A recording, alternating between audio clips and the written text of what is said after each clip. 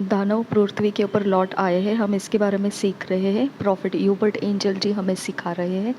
हम अभी profit Hubert angel जी के चैनल में पार्ट 2 कहकर दिया गया है, return of the Nephilim part 2 को हम शुरू कर रहे हैं। अब जो 1 2 3 4 ऐसे सेक्शंस मेरे रिकॉर्ड के अपलोड के टाइटल में मिलेंगे आपको, वो पार्ट 2 का है। और मैंने जो टाइटल डाला है उसमें भी आपको देखने मिलेगा 1 2 3 4, ये पार्ट 1 का हमने कंप्लीट किया है। अब जो 1 2 3 4 आएगा रिकॉर्ड्स, वो पार्ट 2 का रहेगा, ठीक है। और इसके बाद पार्ट 3 भी मौजूद है और मुझे ये पूरा कंप्लीट आपको देना ज़रूरी है, नहीं तो वो आधा अधूरा आपके समझ को डिस्टर्ब कर देगा। इसके लिए वो कंप्लीट प्रचार पार्ट 3 तक का मुझे अपलोड करना है। इसके बाद प्रार्थना करते रहिए मेरे लिए, क्योंकि मेरे पास इसके बाद तुरंत इसको कनेक्टेड कुछ रिकॉर्ड्स तैयार है, उसको भी मैं अपलोड करना चाहती हूँ। आप प्रार्थना में रखना मुझे कि ये सारी चीज़ें अज्ञानता को नाश करती है, हमें भटकने से बचाती है और हमें मसीही जीवन जीने का एकदम क्लियर रास्ता दिखाई देता है ऐसे प्रचार सुनने की वजह से, ठीक है। हम धोखा नहीं खाते, हमारे साथ ऐसे क्यों हो रहा है हमको सवाल नहीं रहता है। ओके, ये बहुत बड़ी जिम्मेदारी है, इसको हम सारे लोगों तक पहुंचना ज़रूरी है। अब आप लोग मेरे चैनल में हैं तो आपको ये मालूम पड़ रहा है, ऐसे कितने सारे चैनल से अभी तक उनको ये प्रचार मिला नहीं है हाथ में और उन्होंने इसको ट्रांसलेट नहीं किया है, ऐसे कितने सारे प्रचार हैं। ओके, तो अब हम परमेश्वर के दया के नीचे हैं, हमको सच में प्रेयर की ज़रूरत है। ओके, हमको ऐसे प्रचार पूरी तरह से हमारे समझ में लेने की ज़रूरत है, ताकि हम पढ़े लिखे लोग हैं, है ना। तो हमारे पास ऐसे रहता है कि हमारे पास पढ़े लिखे होने के जितने अवसर हमको सीखने मिलता है हम उससे सीख सकते हैं, लेकिन वो आत्मा के अंदर हमको जो यीशु मसीह के आगमन के तैयारी करना है, उसके लिए लाभदायी नहीं बनते हैं वो कुछ भी प्रचार। हमको प्रभु यीशु के आगमन के लिए रास्ता कौन सा है मालूम पड़ना चाहिए। और हमेशा मैंने ये प्रार्थना किया है कि परमेश्वर जैसे 5 कुंवारियाँ निर्बुद्धि थी, उनके समान हमको मत रख, हमारे दिए का तेल ख़त्म होने मत दे, और साथ में हमारे तेल बनाए रख, तेरे आगमन तक हमारे तेल को बनाए रखना। मैंने ये प्रार्थनाएं रखी हुई है, ये चैनल के अंदर आप सुन सकते हैं। तो जो भी आपको ये ट्रांसलेशन मिलता है वो हमारे अंदर का तेल बुझने नहीं देता है, वो हम भटकने के लिए नहीं है, वो परमेश्वर हमारी चिंता करता है, उस प्रार्थना का जवाब है ये सारे ट्रांसलेशंस। ओके, तो इसे एंटरटेनमेंट बोलकर नहीं सुनना है, इसे हमको रैप्चर में उठा लिया जाना है, हमारे दिलो दिमाग सही रास्ते पर कैच करके हमको चलाना है। नहीं तो शैतान हमारे दिलो दिमाग को कोई भी ऐसे वचन दे देगा, कोई भी ऐसे समझ दे देगा जो सत्य से हमें भटका देगा। ये नहीं होना चाहिए। इसके लिए मेरे प्लेलिस्ट में आप देखना, वहाँ पर मैंने ये प्रचार के बारे में टाइटल दिया है सॉलिड ट्रूथ। सॉलिड ट्रूथ यानी ये वो है जो मांस की तरह चबा के खाना चाहिए, वो छोटे बच्चों की कहानियों की तरह नहीं है ये, ठीक है, जो मन बहलाने के लिए दे दिया कुछ तो एक टॉपिक, वैसा नहीं है ये। अचंभित कर दिया, वाह वाह वाह, ऐसा नहीं है ये हमारे ज़िंदगी और मौत का सवाल रहता है ना, उस तरह का टॉपिक है ये। ओके, ये हमारे लाइफ का ब्रीद है, ठीक है। तो इसको हमने सीरियसली लेना है, गंभीरता से इसे सुनना है, और इसके अंदर का जो रास्ता हमको परमेश्वर दे रहा है ये उसकी दया है हमारे ऊपर, उसकी दया का ये प्रूफ है, नहीं तो ये प्रचार हम तक नहीं पहुंचते, ठीक है। तो उसको धन्यवाद करते हुए इन सारे चीज़ों को सुनना है और मेरे लिए भी प्रार्थना में रखना है कि मैं हर वो टॉपिक जो परमेश्वर दे रहा है वो बखूबी अच्छे तरह से अपलोड कर सकूं, डिले नहीं करूं उसके लिए। ओके, प्रभु यीशु मसीह हम सबके साथ बना रहे। हम आगे पार्ट 2 को अभी सुन रहे हैं। जो पार्ट 1 में हमने देखा, प्रॉफिट ह्यूबर्ट एंजल जी कहते हैं कि वहाँ पर हमने नेफिलिम क्या है इसके बारे में सिर्फ हमने जानकारी लिया है, और हम मत्ती रचे सुसमाचार में से उसको उठाया था, ये वचन को, नेफिलिम दानवों के वचन को। उसने कहा था चेलों को कि यीशु मसीह ने ये भविष्यवाणी के रूप में बोला था, ठीक है। तो यीशु मसीह एक भविष्यद्वक्ता का वहाँ पे काम कर रहा है, वो खुद भविष्यवाणी दे रहा है अपने आने के बारे में।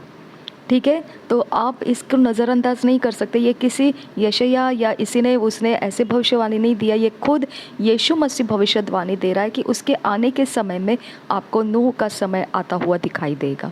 तो ये बहुत गंभीर बात है कि खुद यीशु मसीह अपने आगमन का चिन्ह दे रहा है। तो इसे हम आसानी से नहीं लेना है, हमको बहुत चौकसी के साथ इसका अभ्यास करते हुए अपने जीवन को इसके अंदर से हमने उठाना है कि अब ये यीशु मसीह का आने का समय इस तरह से नेफिलिम के बारे में हम सीख रहे हैं। और देखिए, नेफिलिम के बारे में सिखाते समय आपको पार्ट 1 में बताया गया है कि ये समय यीशु मसीह बोलता है आने वाला है कि तुम भरमाए ना जाओ। तो नेफिलिम के बारे में अगर आपको जानकारी रहेगी तो आप भरमाए नहीं जाएंगे, क्योंकि नेफिलिम के बारे में चरित्र बताया गया है। उनका चरित्र क्या होगा, आप चरित्र से पहचान सकते हैं ये नेफिलिम से कांटेक्ट में आ चुका है। तो इस तरह से हमको अलग हो जाना है, हमारे सत्य के साथ हमको पकड़े रहना है, थामे रहना है, और हमारा यीशु मसीह के आगमन में उठा लिया जाना निश्चित है, निश्चित है। क्योंकि सारे मनुष्य जाति यीशु मसीह जो खरे मनुष्य जाति है उन्हीं के लिए आ रहा है लेने के लिए। बाकी जो नेफिलिम जाति है वो उनको छोड़ देने वाला है। तो हम मनुष्य जाति में खरा मनुष्य जाति जो रह गया है वो यीशु मसीह के बाहर रहने ही वाला नहीं है, ये निश्चित बात है। लेकिन हम उसके बीच में अभी मौजूद है। नेफिलिम के उपस्थिति अभी पृथ्वी के ऊपर है, इसके बारे में उसके चरित्र से हमको मालूम पड़ता है। उसके चरित्र से हम समझ सकते हैं ये नेफिलिम के प्रभाव के नीचे आया हुआ इंसान है या फिर ये खुद नेफिलिम है। मत्ती रचित सुसमाचार 24 अध्याय का 36, 37 और 38 वचन हम पढ़ेंगे। मत्ती रचित सुसमाचार का 36 वचन से हम पढ़ेंगे, 24 अध्याय का 36 वचन से। उस दिन उस घड़ी के विषय में कोई नहीं जानता, न स्वर्ग के दूत और न पुत्र, परंतु केवल पिता। जैसे नूह के दिन थे वैसा ही मनुष्य के पुत्र का आना भी होगा। क्योंकि जैसे जल प्रलय से पहले के दिनों में जिस दिन तक कि नूह जहाज पर न चढ़ा उस दिन तक लोग खाते पीते थे और उनमें विवाह होते थे। यहाँ आपको ध्यान रखना है कि हम नूह के आने का समय दोबारा यहाँ पर हो रहा है। तो हम नूह के आने के समय में क्या क्या हुआ था हम उसके बारे में अभ्यास करते हुए पार्ट 1 को कंप्लीट किया है। अब और एक बार हम देख रहे मत्ती रचित सुसमाचार 24 अध्याय का दोबारा ये वचन पढ़ेंगे 36, 37 और 38। उस दिन और उस घड़ी के विषय में कोई नहीं जानता, न स्वर्ग के दूत और न पुत्र। ये प्रभु यीशु मसीह खुद अपनी भविष्यवाणी दे रहा है, अपने मुंह से दे रहा है। यहाँ पर आपको ये वचन के अनुसार 36 वचन के अनुसार समझ में आता है कि यीशु मसीह एक विशेष प्रकार के लोग बता रहा है। किसको पता चलेगा यीशु मसीह के आगमन का समय? यहाँ पर एक विशेष प्रकार के लोग बता रहा है। उस दिन और उस घड़ी के विषय में कोई नहीं जानता, न स्वर्ग के दूत और न पुत्र, परंतु केवल पिता। यानी इस घड़ी का जानने वाला केवल पिता रहने वाला है। यूहन्ना रचित 14 अध्याय का 8 वचन अगर पढ़ेंगे तो वहाँ फिलिप्पुस यीशु मसीह को पूछता है, हम पढ़ेंगे उसे। यूहन्ना रचित सुसमाचार 14 अध्याय का 8 वचन। फिलिप्पुस ने उससे कहा, हे प्रभु, पिता को हमें दिखा दे, वही हमारे लिए बहुत है। और एक बार देखिए, फिलिप्पुस पूछ रहा है प्रभु यीशु मसीह से। यूहन्ना रचित सुसमाचार 14 अध्याय के 8 वचन में फिलिप्पुस ने उससे कहा, हे प्रभु, पिता को हमें दिखा दे, वही हमारे लिए बहुत है। अब देखो, पिता को फिलिप्पुस एक शारीरिक इंसान है, मतलब मनुष्य देहधारी किया हुआ, मतलब मनुष्य का एक मनुष्य के अंदर का एक ये बीज है फिलिप्पुस, ठीक है। एक साधारण मनुष्य, एक खरा मनुष्य है। मनुष्य को पिता देखना है, समझ में आया? अब यहाँ पे 9 वचन में देखो, यीशु मसीह ने उसको पिता के बारे में क्या बोला। यीशु ने उससे कहा, हे फिलिप्पुस, मैं इतने दिन से तुम्हारे साथ हूँ और क्या तू मुझे नहीं जानता? जिसने मुझे देखा है उसने पिता को देखा है।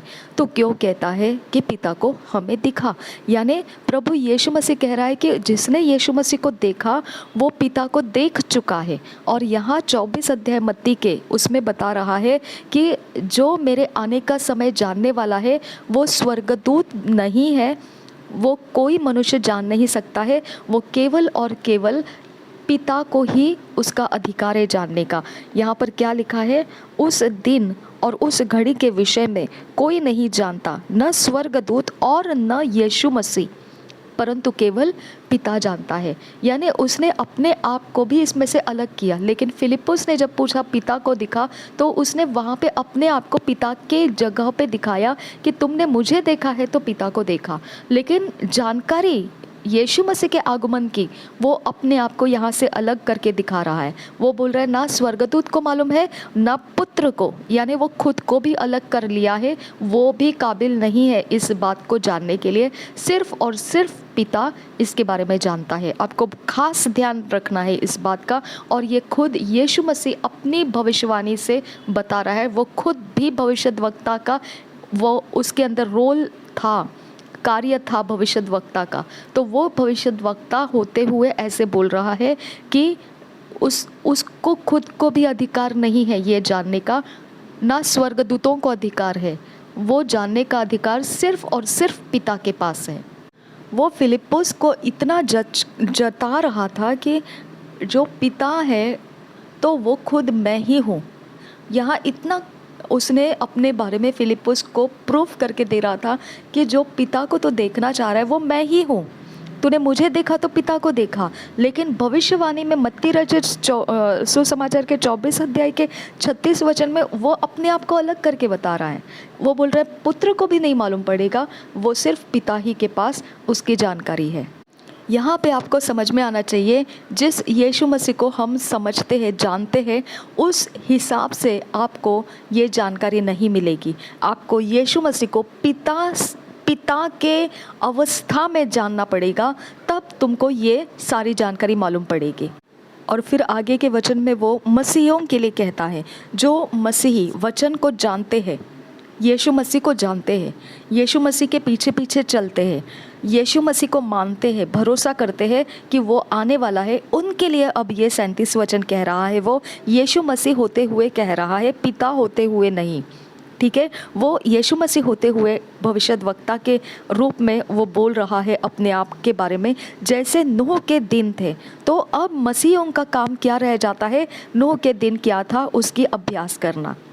समझ में आया? तो यीशु मसीह ने काम दिया है मसीहों को कि तुम नूह के दिन क्या था उसका अभ्यास करो। ठीक है, तो वैसा ही मनुष्य के पुत्र का आना भी होगा। ठीक है, तो इस प्रकार से हम मसीहों को अब नेफिलिम के बारे में पता चला, वो नूह के समय में रहा करते थे।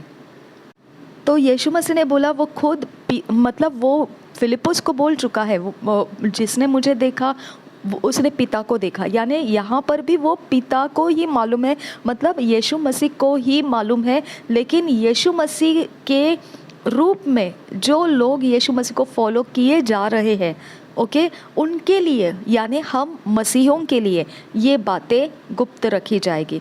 उनके लिए सिर्फ चिन्ह दिया गया है कि तुम खोज निकालो नूह के दिन में क्या क्या होता था।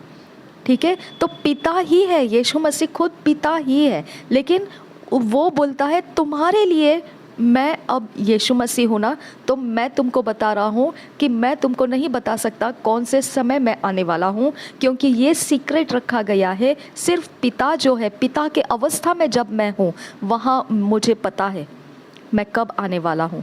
एक तरफ से देखा जाएगा तो यीशु मसीह को पता था वो कब आने वाला है, लेकिन वो मसीहों के लिए बोल रहा है कि सिर्फ तुम यीशु मसीह के चेले बने हो ना, तो यीशु मसीह की तरफ से तुमको ये बताया जा रहा है कि यीशु मसीह भी नहीं बोलेगा वो कब आ रहा है।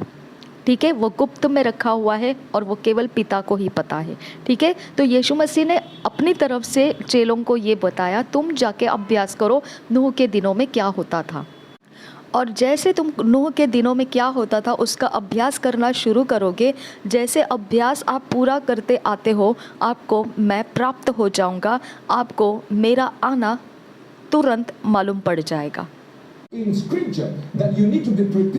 यहाँ पे प्रोफेट ह्यूबर्ट एंजल जी बोल रहे हैं कि यीशु मसीह अब मसीहों की चिंता नहीं करेगा, क्योंकि मसीहों को उसने बोल दिया है अगर तुमको जानना है मेरा कब आना है तो वो मसीही को जानना ज़रूरी है कि यीशु मसीह कब आने वाला है।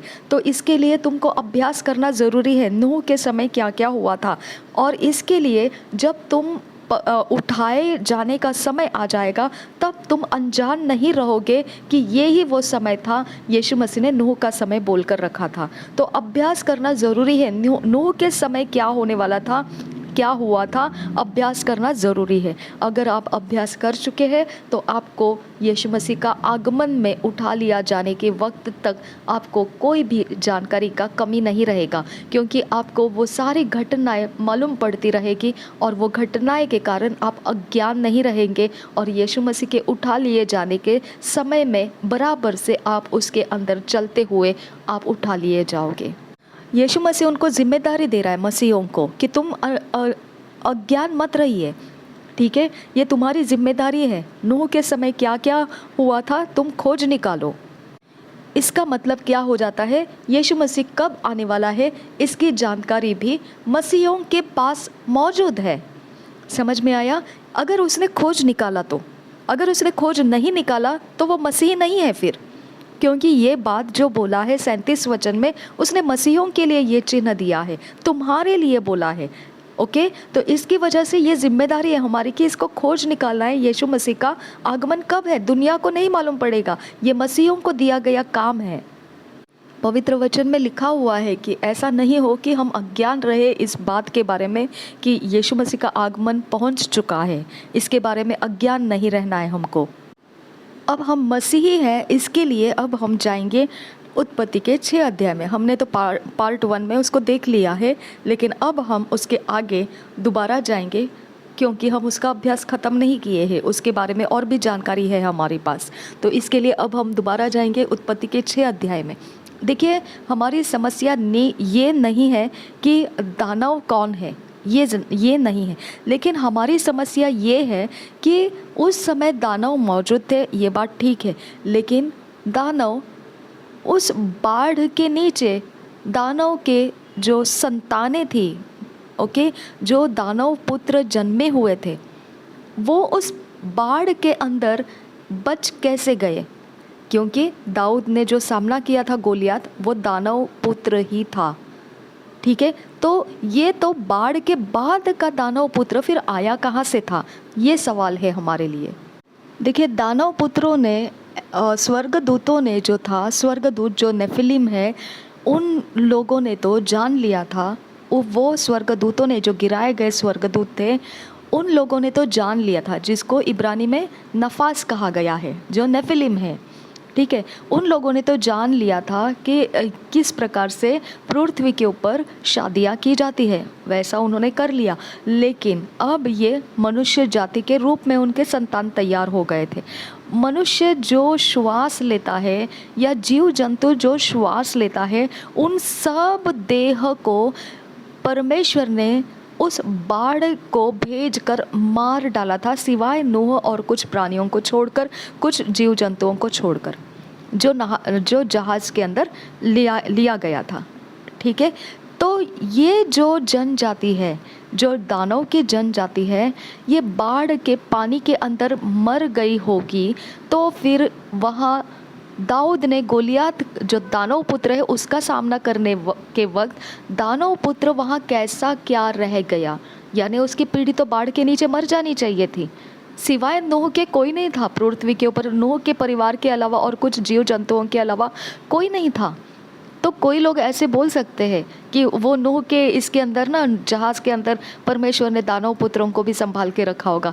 नहीं, अगर दानव पुत्र को संभाल के रखना होता तो ये बात नहीं हो सकती थी कि उसने ये सारा बाढ़ भेजा होता। ठीक है, उसने उसमें से कुछ लोगों को मार डाला होता, लेकिन बाकी कुछ लोगों को बचा के रखा होता, क्योंकि उनकी पीढ़ी को बनाए रखना था। क्योंकि आप देखते हैं लूत के वक्त में क्या हुआ, जब उसको सदोम अमोरा के यहाँ से निकाल दिया गया तो उसके बेटियों ने लूत को देखा कि उसके वंश को चलाने के लिए कोई लड़का नहीं है, तो इसके लिए उन्होंने वो लूत के साथ, उनके पिताजी थे वो, फिर भी उसके साथ उन्होंने संगम किया और बच्चे को पैदा किया, और वहाँ मोआबी जाति तैयार हो गई। ओके, तो परमेश्वर को लूत का जनरेशन चाहिए था।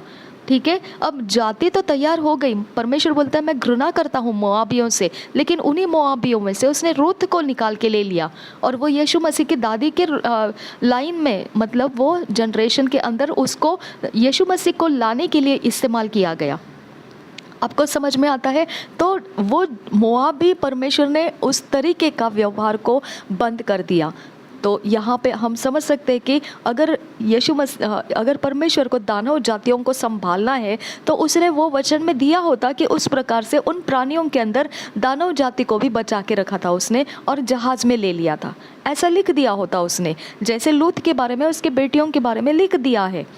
ठीक है, लेकिन और देखिए स्वर्गदूतों ने मनुष्य की पुत्रियों को लिया, ये भी लिखा हुआ है। तो ये भी लिखा हो जाता कि उन्होंने परमेश्वर ने दानव पुत्र के भी कुछ जाति को नूह के अंदर जहाज के अंदर ले लिया, ये भी लिखा जा सकता था, लेकिन लिखा हुआ नहीं है। इसका मतलब परमेश्वर दानव जातियों को रखना ही नहीं चाहता था, उसको ख़त्म करने के लिए उसने बाढ़ को भेज दिया था। फिर ये दानव जाति जो है ये उस बाढ़ के नीचे से निकलकर फिर बच के फिर जहाज़ सूखी ज़मीन पर आया, उसके बाद जनजाति के अंदर दानव जाति दोबारा से दिखाई देने लगे। ये कहाँ से आए ये लोग? ये गोलियात बन के दाऊद का सामना किए, कहाँ से आए ये लोग? वो 39 बार वो गोलियात जो था वो इज़राइलियों को ललकार रहा था। ओके, उनके जो मूर्तियां हैं उसके नाम से वो पुकार कर उनको ललकार रहा था। ठीक है, तो इसका मतलब वो जनजाति आई कहाँ से? बाढ़ के बाद कहाँ से आई? और विशेष बात ये है कि वहाँ गोलियात अकेला नहीं था, उसके साथ उसके भाई बंधु भी थे, यानी कि उनकी सारी पीढ़ी वहाँ पर मौजूद थी। इसके लिए हम दोबारा जाएंगे उत्पत्ति के 6 अध्याय में। ठीक है, अब यहाँ पर हम दोबारा पढ़ेंगे 6 अध्याय में पहले वचन से।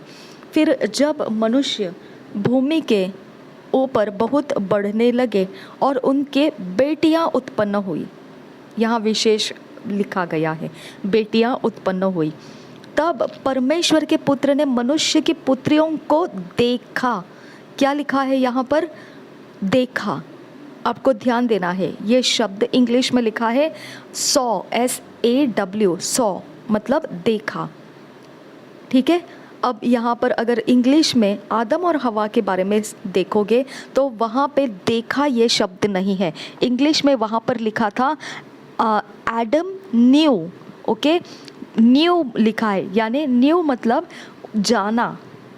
ठीक है, KNEW, न्यू ऐसा लिखा है।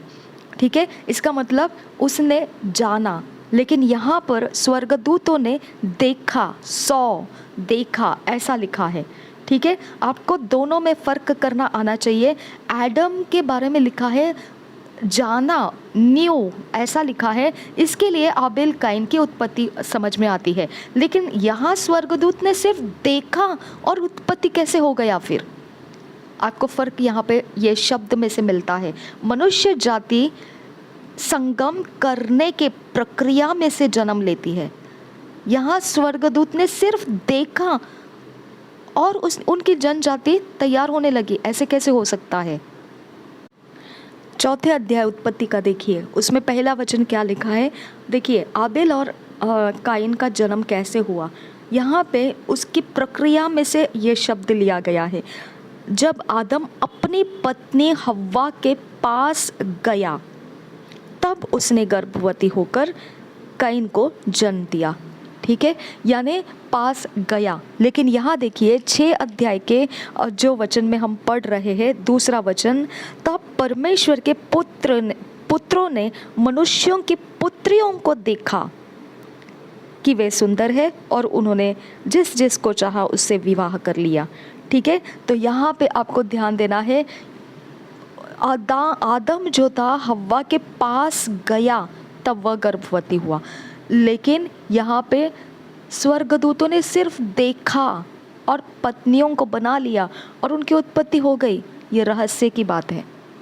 देखिए, पवित्र बाइबल में कुछ भी लिखा हुआ व्यर्थ नहीं है, उसके पीछे उसके घटना का बहुत बड़ा अर्थ दिखाया जाता है।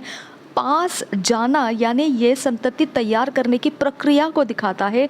देखा, स्वर्गदूतों ने देखा, देखना ये प्रक्रिया नहीं दिखाता है। फिर भी संतति कैसे उत्पन्न हुई, फिर भी मानव जाति और दानव पुत्र तैयार कैसे हो गई। नए नियम में इसके बारे में आप देखोगे तो यीशु मसीह को कुछ फरीसियों ने ऐसे ही सवाल करके फंसाने की कोशिश की थी कि एक औरत है, उसके अगर 7 पति हो चुके हैं और एक का भी बच्चा नहीं हुआ, क्योंकि 7 पति एक के बाद एक मरते गए और वो एक एक के साथ शादी करते गई। ठीक है, अब जब वो मर जाएगी तो वो स्वर्ग में किसका पत्नी बनेगी। तो यीशु मसीह ने कहा, क्या तुमको इतना भी नहीं मालूम है कि स्वर्ग में शादियाँ नहीं होती है और स्वर्ग में स्वर्गदूत होते हैं, मनुष्य नहीं होते हैं, स्वर्गदूत होते हैं। यानी स्वर्गदूत शादियाँ नहीं करते हैं, स्वर्गदूत शादियाँ नहीं करते हैं, पति पत्नी नहीं होते हैं। फिर यहाँ ये स्वर्गदूत ने पुत्रियों को देखा, मनुष्य पुत्रियों को देखा, उनको विवाह में लिया और संतति तैयार हो गई, यानी दानव पुत्र तैयार हो गए। कैसे, क्या स्वर्गदूतों के पास वो प्रक्रिया करने का रास्ता कौन सा था। फिर पूरे पवित्र बाइबल में देखिए, जिसके भी संतान हुए हैं उसके बारे में यही लिखा है कि वो उसके पास गया। ये पास गया, ये शब्द बताता है कि उनके शरीर संबंध स्थापित होने के कारण उनकी पीढ़ी बनी, उनके पुत्र पुत्रियां जन्म ली। ये प्रक्रिया बताता है, पास जाना ये प्रक्रिया बताता है मनुष्य जाति कैसे उत्पन्न हुई है। ठीक है, लेकिन यहाँ स्वर्गदूत सिर्फ देखा, ये देखा में से दानव पुत्र तैयार होना ये रहस्य की बात है।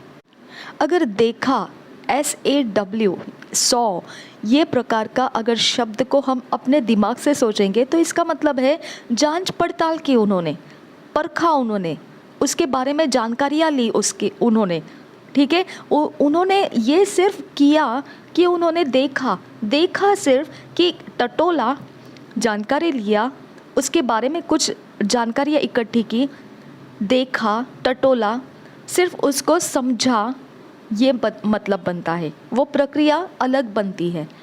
ठीक है, तो इस प्रक्रिया के साथ भी दानव पुत्र तैयार हो गए, ये बहुत बड़े अचंभित करने वाली बात है और रहस्य की बात है।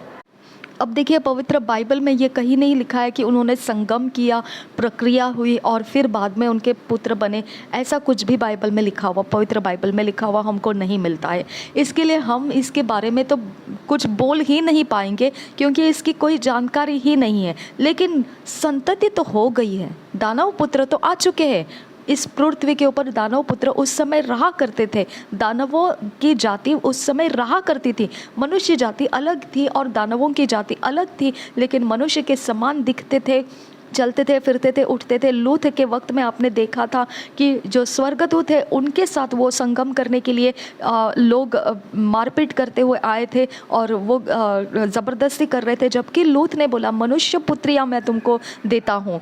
लेकिन फिर भी उन्होंने बोला मनुष्य की पुत्रियाँ नहीं चाहिए, स्वर्गदूत ही चाहिए। तो इसका ही बारे में यहूदी के पत्री में हमने देखा, यहूदा के पत्री में यही लिखा है कि जिन्होंने जो मनुष्य शरीर नहीं है ऐसे शरीरों की वासना की थी, लालसाएं की थी, उनको आग के कुंड रखे गए हैं, अग्नि में जलाने के लिए उनका पनिशमेंट रखा गया है।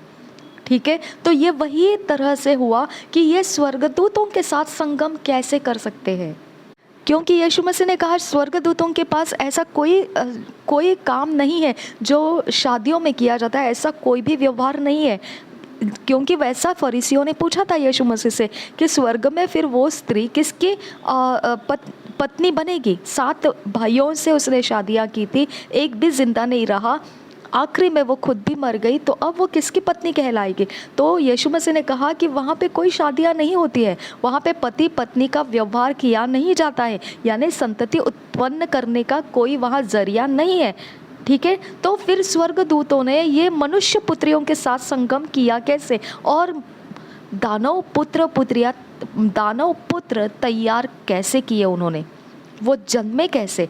हमको सिर्फ इतना ही पता है पवित्र बाइबल में से कि दानव पुत्र जन्म लिए, और जन्म लेने का तरीका नहीं पता है, लेकिन उनका विवाह स्वर्गदूत और मनुष्यों की बेटियों से होने के बाद उनका जन्म हुआ है, ये पता है, लेकिन प्रक्रिया कैसे की हमको नहीं पता है। उत्पत्ति के 6 अध्याय के 4 वचन में देखिए, उन दिनों में पृथ्वी पर दानव रहते थे, ठीक है।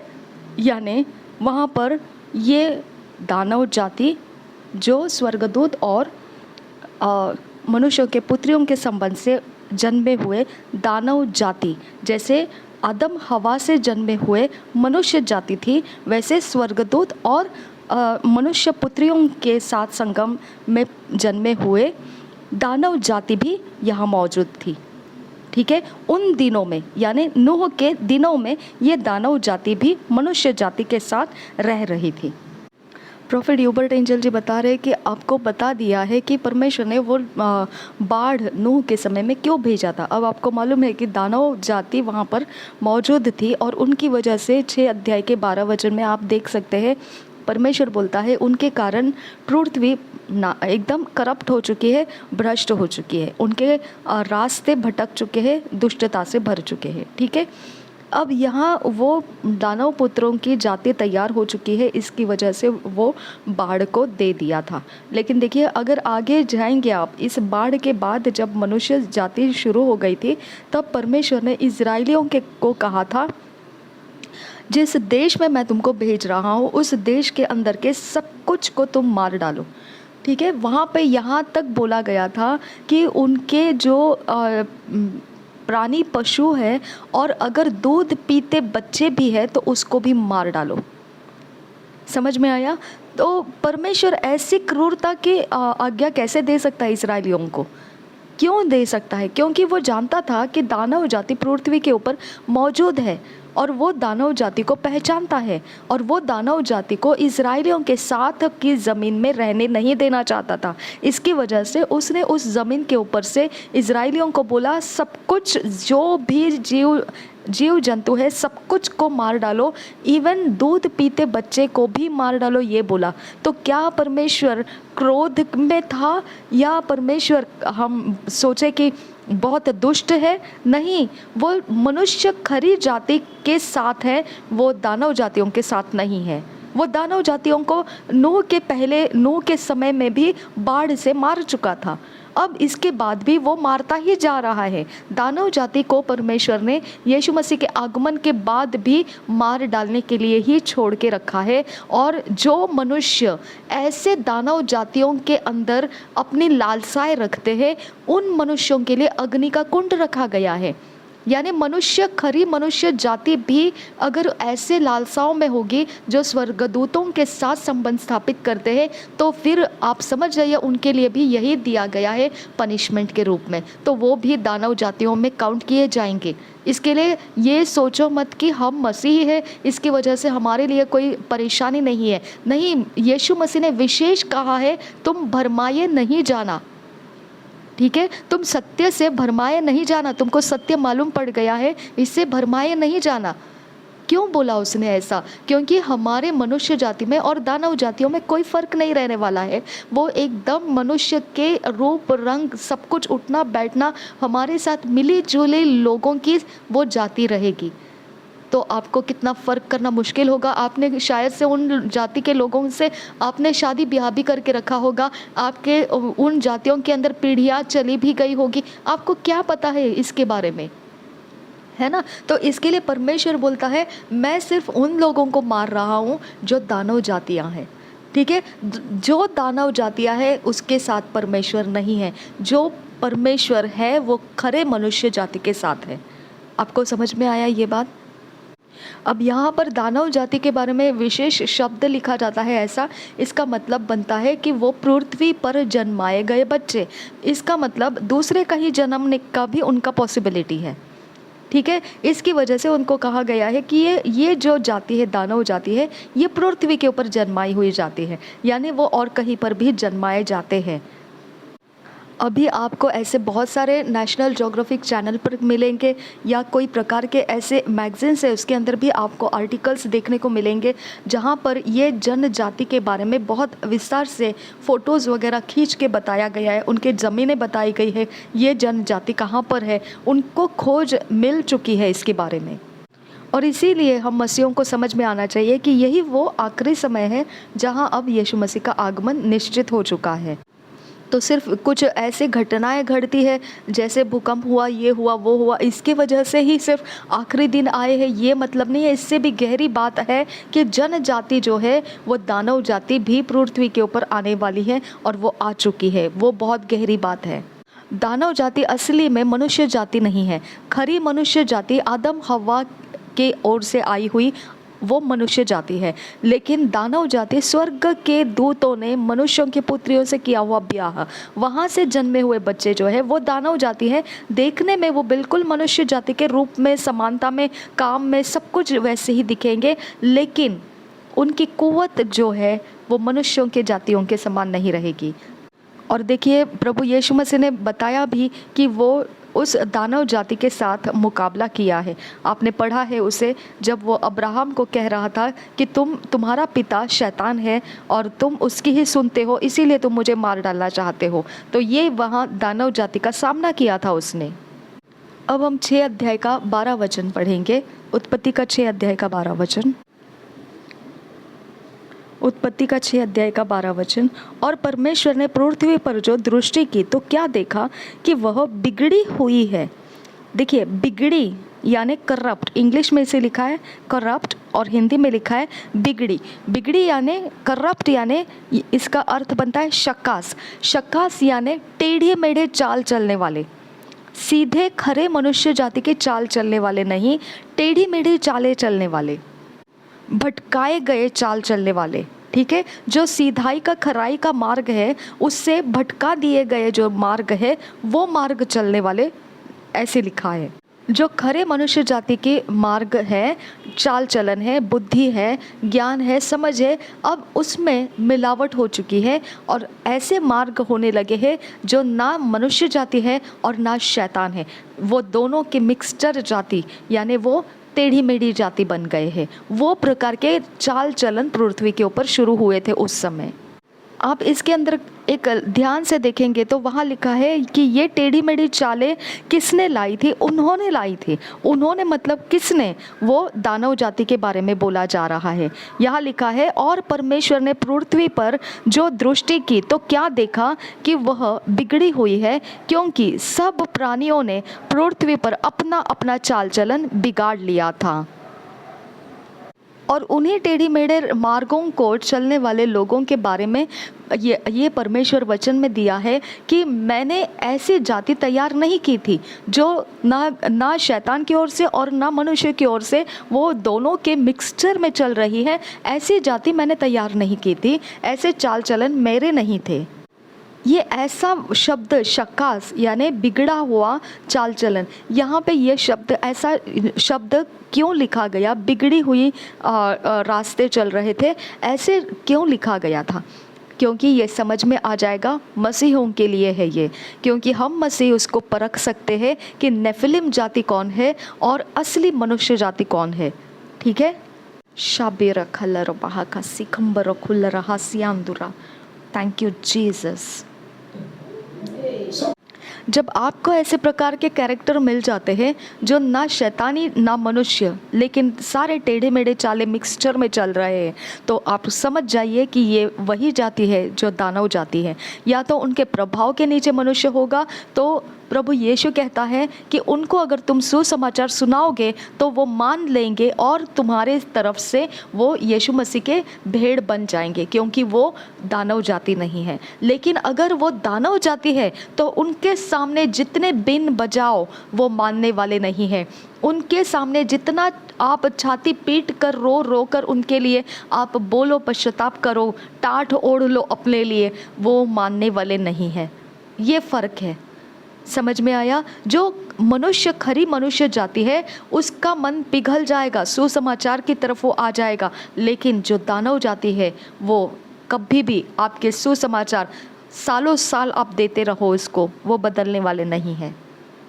और ये आपके इर्द गिर्द के लोग हैं, ये आपके पड़ोसी हो सकते हैं, आपके घर के रिश्तेदारों में हो सकते हैं, आपने उनके साथ शादी करके रिश्तेदारी में आ चुके, इसके लिए वो रिश्तेदारों में हो सकते हैं, ठीक है। वो आपके दोस्त मित्र हो सकते हैं, आपके कामकाजों में हो सकते हैं, आपके अधिकारी के पद के ऊपर बैठे हुए लोग हो सकते हैं, आपके देश के वो प्रधान कोई हो सकते हैं। इस प्रकार से ये लोग फैले हुए हैं दानव जाति के, ठीक है। तो आप उनके साथ रह रहे हो, इसके लिए यहाँ पर ये विशेष शब्द लिखा गया, पृथ्वी बिगड़ी हुई थी इन दानव जातियों की वजह से, क्योंकि वह दानव जातियों ने जो मनुष्य की खरी जाति के चाल चलन थे उसके चाल चलन को टेढ़े मेढ़े करके चलना शुरू किया। अब मनुष्य की खरी जाति जो है वो ये टेढ़े मेढ़े चाल चलन को सीख रही है और उस टेढ़े मेढ़े चाल चलन के साथ में वो अपने ज़िंदगी को जिए जा रही है। तो मनुष्य जाति को मैं बचा लूँगा,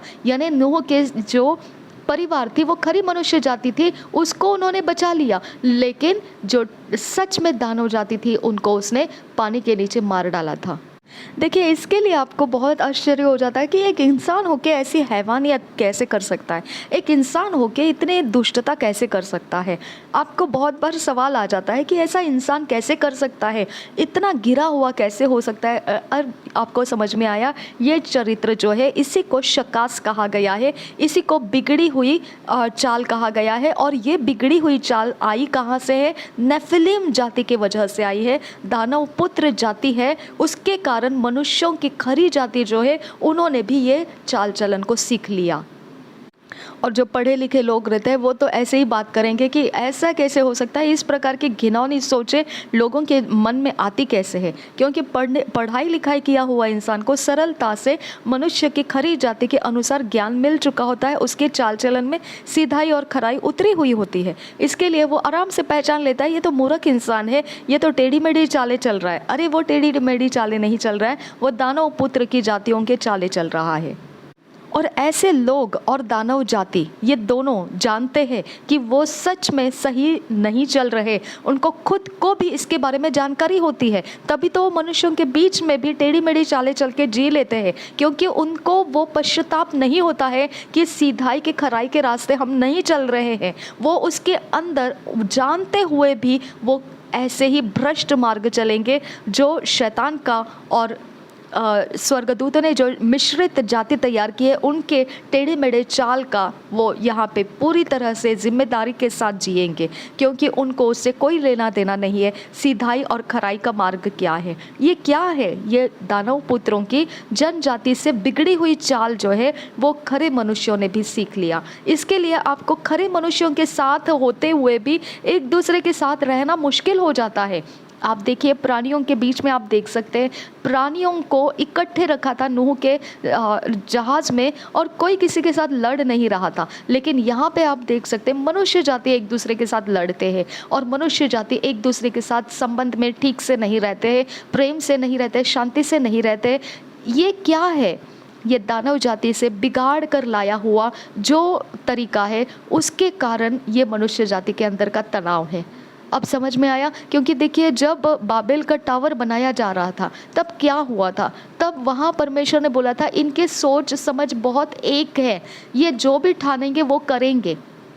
आपको समझ में आया? तो इसका मतलब मनुष्य की खरी जाति में कोई भेदभाव नहीं रहता था, कोई एक दूसरे के विरोधी नहीं थे, कोई एक दूसरे के बारे में कुछ भी प्रकार से कोई गलती नहीं कर रहे थे।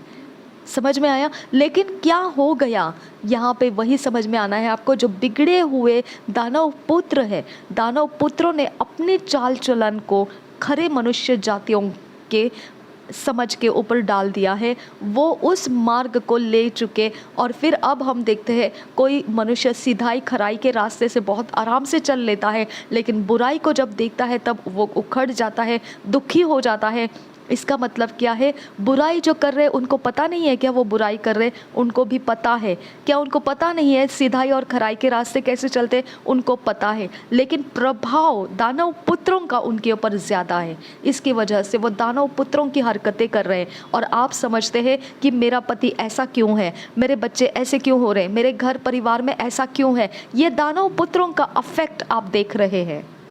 और वो दानव पुत्रों की तरह ही बिल्कुल निर्दयी बन जाते हैं। उनको परवाह नहीं है आपको क्या दुख होता है, उनको बिल्कुल परवाह नहीं है आपका क्या नुकसान हो रहा है। वो बिल्कुल इस प्रकार के रहते हैं कि वो जानते हैं कि उनका चाल चलन बिगड़ा हुआ है और वो बिगड़े हुए चाल चलन में अपने लिए सब कुछ बटोर रहे हैं। उनको परवाह नहीं है किसका क्या हो रहा है। गोलियत को देख सकते हैं आप, 39 बार वो बाहर आया और इज़राइल को ललकार रहा था। जो बुरी भली बात, सारे गड़बड़ी के बातें वो बोल बोल कर उनको ललकार रहा था। ये बातें उसके पास आई कहाँ से? ये गालियाँ देना उसके पास आया कहाँ से? वो मनुष्य जाति, जो खरी मनुष्य जाति है, उसको वो ललकारते समय ऐसे बातें बोल रहा था जो बिल्कुल भी सही नहीं थी। बिगड़ी हुई बातें वो बोल रहा था। ये बिगड़ी हुई बातें आई कहाँ से उसके पास? उसके चाल चलन वही है। दानव पुत्रों के चाल चलन बिगड़ी हुई चीज़ों में ही चलती है। अब देखते हैं कि परमेश्वर के विरोध में मुंह खोलकर लोग बुराइयां बोल देते हैं। जो मतलब बनता है वैसे उसका मजाक उड़ा देते हैं, ठट्टों में उड़ा देते हैं और बेइज्जत कर देते हैं। उनको परवाह नहीं है, उसका भय नहीं है उनके पास। अगर कितना भी उनको कुछ भी बोला जाएगा कि परमेश्वर इस तरह से आपको पनिश करेगा, आपके लिए सही नहीं है, फिर भी उनको परवाह नहीं है। वो इसी प्रकार से मजाक में उड़ा देंगे और उनको जो बिगड़े हुए चाल है वही आपके ऊपर वो थोपते रहेंगे। इसी के बारे में वो 6 अध्याय के 12 वचन में लिखा है कि पृथ्वी के ऊपर बिगड़ी हुई चाल उनके कारण आई है। जो दानव पुत्र थे उनके कारण बिगड़ी हुई चाल मनुष्यों के बीच में भी आ चुकी है। वो जानते हैं उनकी बिगड़ी हुई चालें कहाँ से आई है, लेकिन फिर भी उनको डर नहीं है। इसीलिए यीशु मसीह ने भी क्या बोला? अब्राहम के तुम पिता बोल रहे हैं, अब्राहम के संतान अपने आप को कह रहे, लेकिन तुम्हारा पिता अब्राहम नहीं है, शैतान है, और तुम शैतान के बीज हो, यानी सर्प के बीज हो। इस प्रकार से यीशु मसीह ने उनको संबोधित करके बोला। सर्प के बीज कौन हो सकते हैं? सर्प तो वो मनुष्य जाति थोड़ी थे, वो सर्प थे। समझ में आया? तो उनके जाति को दानव जाति भी बोलने की ज़रूरत नहीं, वो सर्प है। ठीक है, तो वो सर्प है। मनुष्य जाति पृथ्वी के ऊपर है और सर्प जाति भी पृथ्वी के ऊपर है। यीशु मसीह जानता था कि ये मनुष्य जाति नहीं है, खरी मनुष्य जाति नहीं है जो अपने आप को यहूदी कह रहे। ये मनुष्य जाति जो है अपने आप को यहूदी कह रहे, ये असल में शैतान की जाति है, सर्प है। ये सर्प के संतान यानी सर्प है ये। देखिए, सारा माहौल आप सुनने के बाद क्या समझ में आता है कि शैतान जो है वो अपनी जाति को बनाए रखना चाहता है पृथ्वी के ऊपर। अब आपको समझ में आया, स्त्री का बीज आने वाला था तो वैसा ही शैतान का बीज भी होना ज़रूरी था, क्योंकि उनके बीच में बैर उत्पन्न होने वाला था। स्त्री का बीज शैतान का सिर कुचलेगा और शैतान के बीज स्त्री के बीज का जो हील से उसको डसेगा, ऐसा बोला था, है ना। तो इस प्रकार से शैतान के बीज होना ज़रूरी है। तो शैतान के बीज यही है, दानव पुत्र जो है, जो सर्प कहा। ठीक है, यानी तुम सर्प हो, ऐसा सर्प के जनजाति यानी सर्प के बीज हो। ठीक है, इस प्रकार से यीशु मसीह ने उन लोगों को, यहूदियों को बोला था कि तुम्हारा पिता शैतान है, शैतान सर्प है, सर्प के तुम संतान हो। ठीक है, तो ये वही है, यानी ये शैतान के बीज है, शैतान के वंश है ये।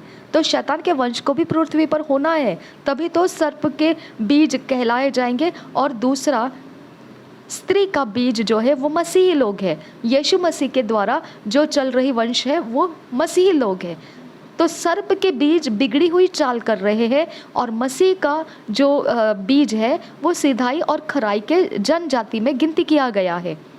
अब मसीह के ऊपर अगर इस प्रकार के प्रभाव रहेंगे कि वो बिगड़ी हुई चाल चलता है, तो उसको वहाँ से सुधार लेना है अपने आप को, क्योंकि बिगड़ी हुई चाल ये मनुष्य की खरी जाति की चाल नहीं है।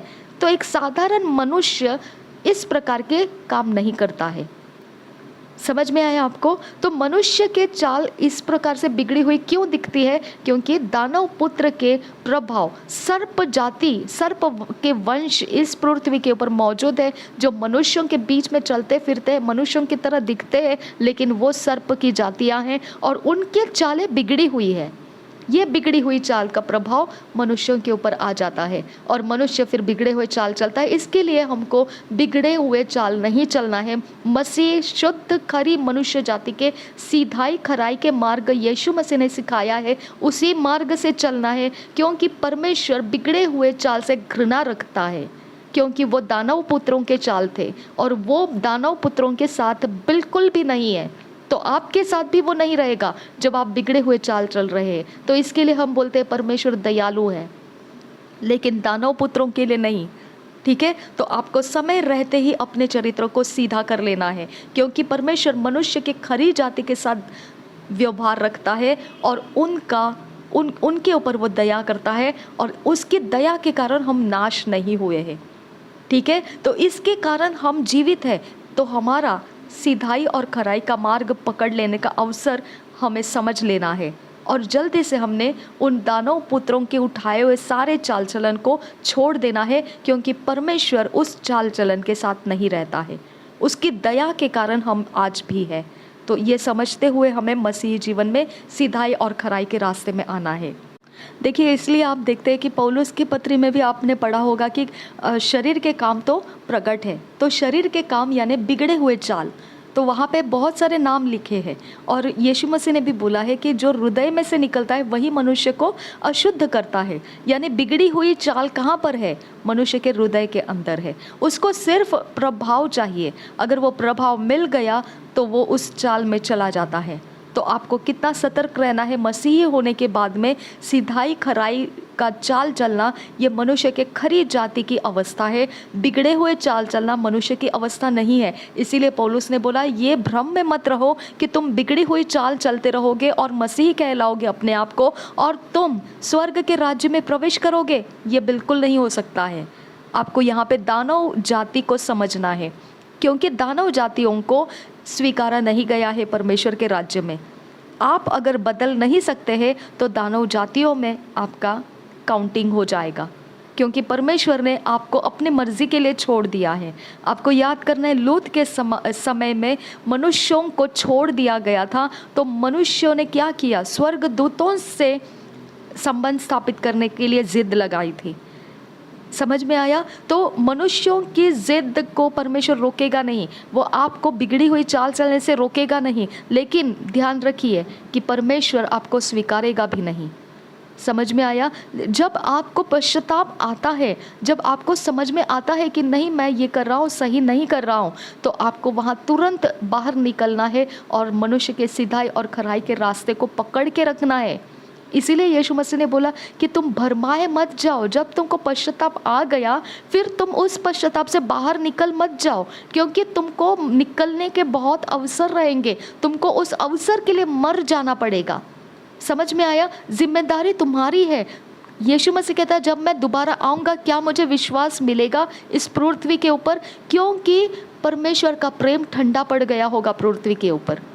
आपको अब समझ में आया? दानव के पुत्र जो जनजाति है वो इतने बिगड़े हुए चाल पृथ्वी के ऊपर लाएंगे कि मनुष्य को लगेगा कि इसी प्रकार से ज़िंदगी रहती है। उनको खरे और झूठे मार्ग समझ में नहीं आएंगे और उसके अंदर वो भरमाया हुआ जीवन जीकर अपने मसीही का जो रास्ता है खो जाएंगे। इसके लिए यीशु मसीह ने कहा, तुमको मैं चेतावनी देता हूँ, तुम भरमाए मत जाओ। तुम्हारे कलीसिया के अंदर ऐसा चरित्र भी तुमको मिलेगा। तो पौलुस ने बोला है कि उसको समझाओ, उसको सिखाओ। अगर वो नहीं मानता है उसको शैतान के हाथों में दे दो, क्योंकि ये ऐसा चरित्र है जो तुमको खुद को भी भ्रष्ट कर सकता है। इसके लिए वचन में लिखा है, जो पापियों को सुधारता है तो उस तरह से सुधारने के लिए जाए कि वो रक्षा करे अपने आप की, कि वो उसके स्वभाव में परिवर्तित ना हो जाए। ठीक है, यानी आप खुद उसके स्वभाव में परिवर्तित नहीं होना है। वो बुरे चाल चलन में चला गया मसीह है, तो आपको ध्यान रखना है कि आप उसको समझा रहे हो, सिखा रहे हो, लेकिन ध्यान रहे कि वो आपको उसके चाल चलन में खींच ना ले। यानी इतना जोखिम वाला ज़िंदगी है, ये चाल चलन इतनी जोखिम भरी है, आपको आसानी से नहीं जीना है। जब बुरे चाल चलन आपके समझ में आते हैं और आपको पश्चाताप हृदय आ जाता है तो बेहतर होगा उसके अंदर आप अपने आप को बढ़ा लीजिए, उसके बाहर मत निकलिए, पश्चाताप के अंदर बनाए रखिए अपने आप को, ताकि आप अशुद्ध जीवन अपने हृदय के अंदर की कोई भी वासनाओं का आप शैतान के प्रभाव के अंदर आने नहीं देंगे। आप उसके लिए मरते जाएंगे, आपको अवसर मिलेंगे तो भी आप मरते जाना है उसके लिए। आपको बहुत सारे ऐसे ज़रूरत की बातें दिखाई देगी कि आपको बुरे चाल चलन करना ज़रूरी लगेगा, आप उसके लिए मर जाओ, आपके लिए नहीं है वो। आप नुकसान सह लो लेकिन उसके लिए आप मर जाओ। इसके लिए उत्पत्ति के 6 अध्याय के 9 वचन में हमको पढ़ने को मिलता है, परमेश्वर ने बहुत विशेष तारीफ की थी नूह के बारे में। वो लिखा था, नूह की वंशावली यह है, नूह धर्मी पुरुष और अपने समय के लोगों में खरा था। अपने समय के लोगों में, यानी आज हम जो समय में हैं वो सेम समय के अंदर नूह था, और वहाँ पे वो भ्रष्ट के चाल चलन से अलग था। समझ में आया? आपको भ्रष्टता के चाल चलन से अलग हो जाना है, आप खरे मनुष्य के चाल चलन में आना है। और खरा मनुष्य यीशु मसीह के चाल चलन को समझता है और पश्चाताप हृदय के साथ वो कबूल भी करता है कि मैं ऐसा गलत कर रहा हूँ, मुझे ये नहीं करना चाहिए। अगर ये आपके पास आ रहा है तो आपने उसके समान हो जाना है जो पश्चाताप करके अलग हो जाता है बुराई से। ठीक है, तो वो तरह का खरा मनुष्य बन जाता है, और वो खरा मनुष्य चाहिए परमेश्वर को। आप खरे मनुष्य बने रहने की मेहनत उठाइए। देखिए, ये मेहनत का काम है, नहीं तो परमेश्वर ने वो बाढ़ में दानव जातियों को क्यों मार डाला होता? समझ में आया? ये मेहनत का काम है। मनुष्य उसके चाल चलन बिगाड़ सकता है दानव पुत्रों के प्रभाव के नीचे जाकर, लेकिन फिर भी परमेश्वर बोलता है, मन फिरा और तू दोबारा मेरे पास आ, मैं तुझे हिम के समान शुद्ध बनाऊंगा। समझ में आया? इसकी वजह से हमको मन फिरा के परमेश्वर के पास जाना है और दोबारा वो गलती नहीं करना है, क्योंकि वो मन फिराना जो है वो हमको खरा मनुष्य में ऐड कर देता है, खरा मनुष्य के अंदर हमको डाल देता है। वहाँ से बाहर नहीं आना है हमने, क्योंकि वहाँ से बाहर जो है वो क्या है? दानव पुत्रों के जाति के चाल चलन है। ध्यान देने वाली बात यह है कि परमेश्वर बोल रहा है नूह अपने समय में खरा था, यानी आज भी परमेश्वर हमको खरा मनुष्य ढूंढ रहा है। इसके लिए वो क्या ढूंढ रहा है?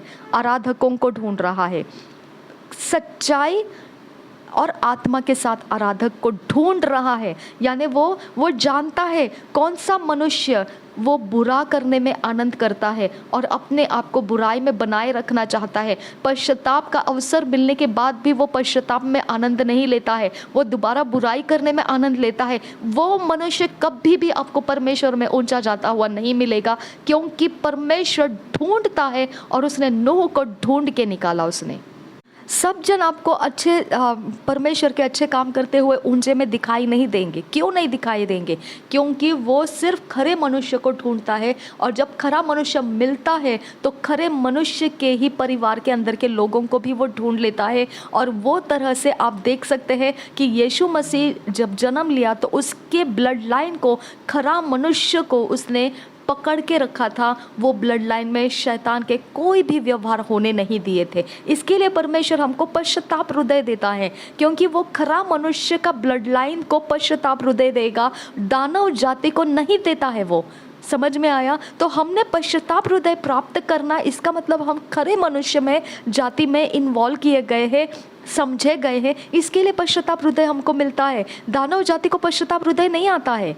आपको समझ में आ रहा है? ये सीक्रेट है, ये मनुष्य जाति, खरा मनुष्य जाति समझने का सीक्रेट है, ये रहस्य है। ये अगर पश्चाताप आता है और आप पश्चाताप करके बाहर आते हैं बुराइयों में से, दोबारा उसके अंदर नहीं जाने की जिम्मेदारी उठाइए। जिम्मेदारी लेना है, क्योंकि परमेश्वर ने जिम्मेदारी लिया कि खरे मनुष्य जाति करप्ट नहीं होना चाहिए, बिगड़ना नहीं चाहिए, तो बुराइयों को उसने ख़त्म किया। आपने क्या करना है? वही करना है। आपने भी बुराइयों से दूर रहना है, भाग जाना है, अपने चाल चलन को बुराइयों के असर के नीचे नहीं आने देना है। चाहे लोग अगर बोला है ना, जो बुरा इंसान बुराई कर रहा है तो उसके संगति में आप दोस्त बने बैठोगे तो आप भी बुराई करना सीख जाओगे। आपके दोस्त में कौन है बुराई करने वाले हैं, छोड़ दो उनको। आपके परिवार में कौन है जो भी आपको दानव पुत्र के बिगड़े हुए चाल चलन में दिखते हैं, आप उनके असर के नीचे हैं। समझ में आया? अगर उनके असर के नीचे है तो पौलुस बोलता है तुम्हारे अच्छे चाल चलन इतने पावरफुल बनाओ कि वो उनके चरित्र को छोड़ेंगे और तुम्हारे चाल चलन के समान हो जाएंगे। ये होता है, ये सच बात है, ये पावरफुल है, चाल चलन पावरफुल है, सामर्थ्य है चाल चलन। समझ में आया? नहीं तो वो फ्लड के समय, वो बाढ़ के समय परमेश्वर ने बुरे चाल चलन की वजह से क्यों पृथ्वी को नाश किया होता, क्यों सारे जनजातियों को जो दानव जातियां नाश किया होता, क्यों किया होता? क्योंकि चाल चलन असरदार है। समझ में आया? पावरफुल है। आपका चाल चलन सिधाई और खराई में इतना कड़ा रखिए, इतना मजबूत रखिए कि जो बुराई करने वाला है वो पश्चाताप करके अच्छाई को प्राप्त करता जाएगा और आपका परिवार बचाया जाएगा। आपका चाल चलन पावरफुल है। समझ में आया? ये सब वचन में से आपको यही दिखाई देता है कि चरित्र, बिगड़ा हुआ चरित्र दानव पुत्र जाति के वजह से है, लेकिन अगर आप खरे मसीह जाति का, खरा मनुष्य का आप चाल चलन बनाए रखोगे तो वो पावरफुल बनाए रखिए, ताकि आप पाप के दूषित चाल चलन ना करो, बल्कि आप पवित्रता के चाल चलन से पापियों को आप शुद्ध पवित्र जीवन की तरफ लेकर आ सको। ये चाल चलन का बहुत बड़ा रहस्य है। ये शक्ति, ये सामर्थ्य मसीहों को समझ में आना चाहिए। इसके लिए आप देखते हैं कि परमेश्वर कुछ चीज़ों में हमको बोलता है ये मत करो, वो मत करो, वो मत करो, ये चीज़ें मत लो, ये अपने साथ मत रखो, ये प्रकार के कपड़े मत पहनो, इस प्रकार के शब्द इस्तेमाल मत करो, वो प्रकार के आप गहने मत पहनो, उस प्रकार का मेकअप मत करो, उस प्रकार के शादियाँ मत करो, उस प्रकार के दोस्त मत रखो, उसको छोड़ दो, वो जगह से आप दूर रहो, इन रिश्तों से आप दूर रहो। क्यों करता है ये सब? मसीहों को क्यों इतना नाकाबंदी कर देता है वो? क्योंकि वो आपका ब्लड लाइन प्रोटेक्ट कर रहा है, आपका चरित्र प्रोटेक्ट कर रहा है। भ्रष्ट करने वाले दानव जातियों के हाथ में वो नहीं दे रहा है आपको। समझ में आया? आप देख सकते हैं कि जो प्रभु यीशु मसीह ने कहा कि मेरे आने तक तुम इस बात को किया करो। कौन सा? यीशु मसीह के शरीर को खाते रहो और उसके लहू को पीते रहो। और कहाँ तक? जहाँ तक वो आने वाला है उस दिन तक करते रहो। इसका मतलब क्या है? उसके बाद आपको करने की ज़रूरत नहीं है, क्योंकि उसके बाद खरे मनुष्य जाति को मसीह के साथ उठा लिया जाएगा। वहाँ पर सिर्फ दानव जातियाँ रहेगी। तो आपको उसके बाद दानव जातियाँ मसीह यीशु के शरीर को और लहू को पीते हुए खाते हुए नहीं मिलेंगे, क्योंकि वो सिर्फ मसीह की खरी जाति जो है उसको संभाल के रखने का वो परमेश्वर ने एक रास्ता बनाया है कि जिसके शरीर के अंदर यीशु मसीह का शरीर खाया हुआ रहेगा, जिसके शरीर के अंदर यीशु मसीह का लहू पिया हुआ रहेगा, तो ये जो शरीर है यीशु मसीह का ब्लड लाइन है। ये उसके ऊपर प्रूफ है कि ये ब्लड लाइन भ्रष्ट जाति नहीं है, ये ब्लड लाइन बुराई नहीं है। इसके लिए आपको परमेश्वर माफ़ी देता है, क्योंकि आप भ्रष्ट जाति नहीं है, आप दानव जाति नहीं है। आप दानव जाति होकर यीशु मसीह का लहू पी नहीं सकते, आप दानव जाति होकर यीशु मसीह का शरीर खा नहीं सकते हैं। जिसके अंदर दुष्ट आत्मा है और वो जानता है इस बात को, अगर दानव जाति का आत्मा कोई भी इंसान के अंदर है, वो यीशु मसीह का शरीर खा नहीं सकता है, पी भी नहीं सकता है। समझ में आया? लेकिन यीशु मसीह आपको आज़ादी देता है और आप उसे खा रहे, पी रहे। इसका मतलब आप एक विशेष, आपको समझ में आना चाहिए कि आप कौन हो। आप वो हो जो प्रभु यीशु मसीह ने खरी मनुष्य जाति को संभालने का जिम्मेदारी उठाया, वो मसीही हुआ। आप मसीही में आए, पश्चाताप हृदय को बनाए रखिए और पाप के गलत रास्ते, बिगड़े हुए रास्ते दानव जातियों के लिए है, वो आपके नहीं है। उन्होंने लाया हुआ वो रास्ता है, आप उसको मत स्वीकारिए। आप पश्चातापी हृदय से सिधाई, खराई, मनुष्य जाति का जीवन जिए। उसमें ही आप सुरक्षित है और आपको वो प्रोटेक्ट करता है। परमेश्वर आपको प्रोटेक्ट करता है। समझ में आया? आपको समझ में आना है, परमेश्वर आपको प्रोटेक्ट करता है इस प्रकार के बंधन डालकर। यह मत करो, यहाँ मत जाओ, उसको मत, ऐसे मत करो, वैसे मत करो, प्रोटेक्ट करता है वो आपको। अभी आपको प्रभु भोज का मतलब समझ में आया होगा। आपको लगता होगा सिर्फ वो सहभागिता है, आप कम्युनियन ले रहे हैं। वो कम्युनियन सिर्फ कम्युनियन सहभागिता नहीं है, बल्कि परमेश्वर ने आपके बॉडी के अंदर यीशु मसीह का बॉडी डाला है, आपके लहू के अंदर यीशु मसीह का लहू डाला है, क्योंकि आपकी ये खरी मसीही मनुष्य जाति का प्रोटेक्शन कवरिंग आपको दिया गया है। इसके अंदर शैतान आपको भ्रष्ट नहीं कर सकता है। इसके लिए पवित्र बाइबल हमको बोलता है कि मनुष्य जातियों को जो स्वर्गदूत भ्रष्ट करने की योजना में काम करते जा रहे हैं, हम उसमें से बचा लिए गए हैं। इसके लिए हम पवित्र बाइबल के में ये पढ़ते हैं कि हम बचा लिए गए लोग हैं। जब हम प्रार्थना करके कुछ खाते पीते हैं, वो भी हमारा आशीर्वादित हो जाता है। हमारा बचा गए, ये हमारे लिए वो सामर्थ्य का काम करता है। देखिए, ये बात समझ में आ जाती है कि मनुष्यों की जनजाति को, जो खरी मनुष्य जनजाति है, उसको वो संभाल रहा है, उसको वो पश्चातापी हृदय देता है, उसके लिए सुसमाचार बोला जाता है और वो सुन लेते हैं और उसके अनुसार वो यीशु मसीह में आ भी जाते हैं। ये बात को समझ में आता है। लेकिन बात ये है कि इस्राएलियों को बोला गया था, तुम जिस देश में रहने के लिए जा रहे हो, वहाँ के दूध पीते बच्चे को भी रहम नहीं करना, उसको भी मार डालना। और साथ में सब कुछ मार डालते हैं, उस समय ये भी देखना कि कोई पशु प्राणी भी वहाँ जीवित नहीं रहना है, उनको भी मार डालना। तो सवाल ये उठता है, मनुष्य जाति का संभाले जाना, ये समझ में आता है कि इसके लिए वो बुरे बिगड़ी हुई चाल चलन का सब कुछ बिगाड़ने वाला वो दानव जाति है, और सिर्फ दानव जाति को मार डालने की परमेश्वर आज्ञा दिया है। लेकिन फिर प्राणियों के बारे में क्यों वो मार डालने के लिए कहता है इसराइलियों को? ये बात एक सोचने वाली बात आती है। क्या प्राणियों में भी दानव जाति थी? ये सवाल आ जाता है। ये एक मजाक उड़ाने जैसा बात हो जाता है कि ठीक है, चलो मेरा तुम्हारे साथ दुश्मनी हो गया, मैं तुमको मार डालूंगा, लेकिन तुमको मार डालते समय मैं तुम्हारे प्राणियों को भी मार डालूंगा। ये एक मजाक लगता है। तुमको उस इंसान से दुश्मनी है, तुमने मार डालने की बात की, ये अलग बात है, लेकिन उसके प्राणियों ने तुम्हारा क्या बिगाड़ा है? तुम प्राणियों को क्यों मार डालना चाहते हैं, है ना? तो परमेश्वर का दानव पुत्रों से विवाद था, दानव पुत्रों को मार डालना ये सही था, लेकिन इजराइलियों को बोला गया था तुम उसके साथ साथ मनुष्य की मतलब दानव जातियों को मार डालते समय ये भी ध्यान रखो कि उनके कोई प्राणी जीव जंतु भी जीवित नहीं रहना चाहिए। यानी वो प्राणियों को, पशुओं को भी मार डालने की बात कर रहा था। ये ऐसी बात है कि लोग ऐसे बोलेंगे, ठीक है तुझे मेरे से दुश्मनी है, तुम मुझे मार डालना चाहता है, ठीक है, मेरे प्राणियों ने क्या किया है, मेरे कुत्ते बिल्लियों ने तेरा क्या बिगाड़ा है? जो हाथी है, जो उसको कुछ पता भी नहीं है, नेफिलिम जाति भी उसको पता नहीं है, उस बेचारे को तू क्यों मार डालना चाहता है?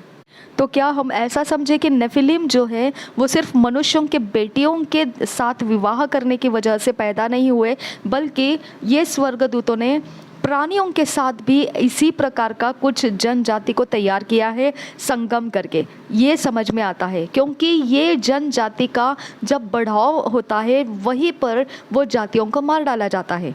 परमेश्वर उन्हीं जातियों को मार डालता है। तो क्या प्राणियों के अंदर भी स्वर्गदूतों ने जाके संगम किया था? ये समझे हम।